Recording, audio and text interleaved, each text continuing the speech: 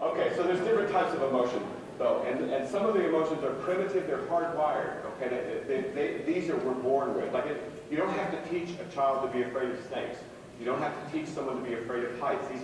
These are inborn, genetically determined, evolutionarily necessary emotions. And then there's other higher instincts that come with higher mammalian brains, and these are the paternal and the maternal instincts. And that's why we're here today. We're worried about these kids sleeping under these bridges. We're worried about these kids getting addicted to drugs. We're worried about these kids not going to school, dropping out, not graduating from high school. And this is not to cast blame anywhere, but if you have a third of children, is it a third that are not graduating?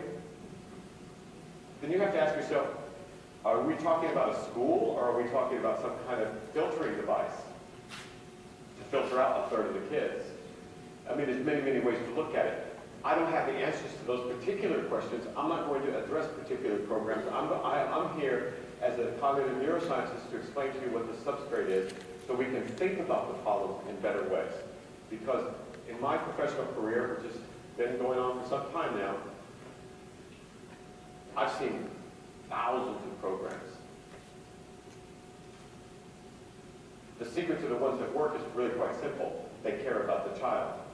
So it doesn't matter how good the program is, if you don't care about the child, it's not going to work. And actually, I've seen some very lousy programs that work very, very well. It's like what they told me when I graduated from, actually it wasn't at graduation. They told me something else at graduation, I'll tell you in a minute. As I was in med school, the most important thing they taught me, they said, great question, I said, David, the secret of caring for the patient is caring for the patient. There's a lot of wisdom in that. And so, when it comes to caring for our kids, the secret is first caring for them. And oftentimes what we imagine is caring for them is really not caring for them, it's caring for something else. A political program or position or something else, and so forth. Okay, so going back to the emotions. Then you have the emotions that are taught by the culture. These are pride or patriotism or the belief in the free market or the belief in whatever you want to pick.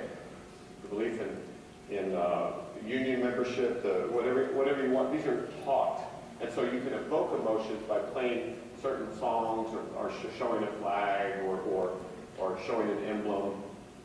You know, if you go to a Lions Club meeting and they hoist the blue and gold Lions Club emblem, you can see the tears kind of start to well up in the Lions, the old Lion members' eyes. That's taught, by the way, that's not innate. I hope. At any rate, okay. And then there's deliberately cultivated things like art, music, literary appreciation, and political opinions, so on and so forth. So there's a difference between hardwired and conditioned. And the reason it's important in the age of information is that we have a huge electronic world now that has, as its stated purpose, the goal of manipulating our minds to believe this and not believe that, to want this and not want that. And these guys know what they're doing. They're some of the best minds in the country. And Madison Avenue has them. Some of the political folks have them. Political action committees have them. Basically, this is the new world. And so we are in a world, for better or for worse, and it can be used for good, too.